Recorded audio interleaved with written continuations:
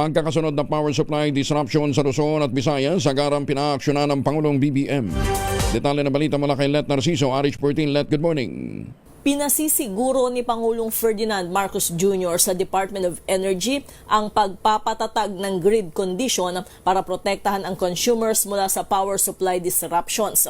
Ayon kay Palace Press Officer Claire Castro, utos ito ng Pangulo kasunod ng mga naitalang pagnipis ng supply ng kuryente sa Luzon at Visayas na nagresulta ng rotational brownout. Ayon kay Castro, inatasan na ng DOE ang NGCP para sa agarang pagkukumpuni ng mga nasirang transmission lines maging ang mahigpit na pakikipagtulungan sa generating companies. Pinagsusumite rin anya ang NGCP ng full technical at incident report para masiguro ang accountability kaugnay ng naranasang power interruptions. Kasabay nito, pinatitiyak rin ang mabilis na pagbabalik operasyon ng mga nagkaproblemang planta ng kuryente. Ito si Let Narciso para sa DZRH. Una sa Pilipinas, una sa Pilipino. Maraming salamat, Let.